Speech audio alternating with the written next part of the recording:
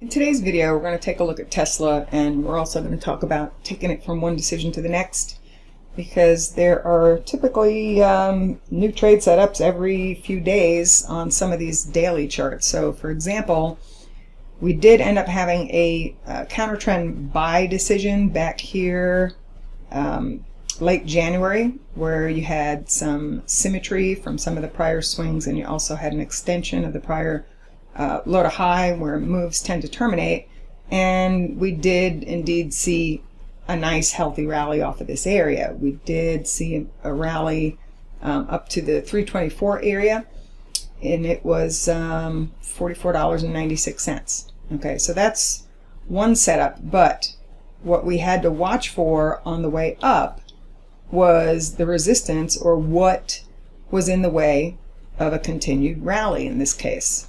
So here in Tesla there were two key resistance decisions. The first one came in at 324.2289. The second one came in at 333.90 to 341.21. The first one came from taking 100% of this prior rally swing, which was 45.12, projecting it from the low.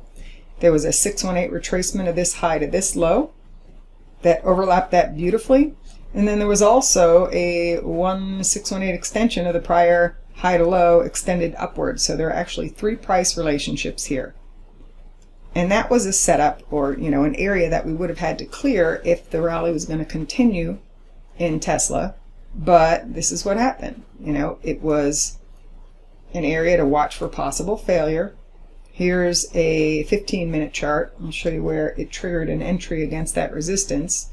Here's where you tested the resistance. Here is the moving average crossover to the downside, and here's where you took out a prior swing low. So right around there, you could take a short in Tesla with a stop above that last high, because we know that if it went back through that we were wrong as far as the setup's concerned. And we've seen a nice decline since then. Now, I'm going to tell you what we would normally look for if the bearish pattern was going to remain intact. Okay, you see where we failed here. Your typical targets the 1272 extension of the swing into the zone. But because of the fact that we had key support back here, and I believe timing back then, I'm going to allow for the fact that we might not extend, and if we hold above this next decision of 295.52 to 296.46, we're going to have to start looking at new buy signals again.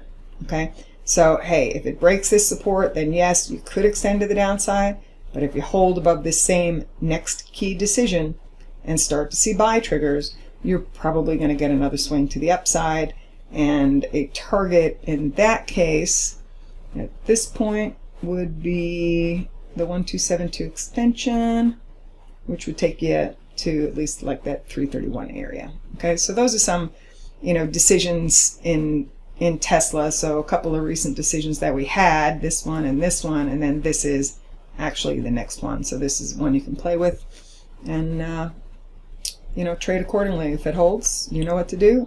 If it breaks, you know what to look for.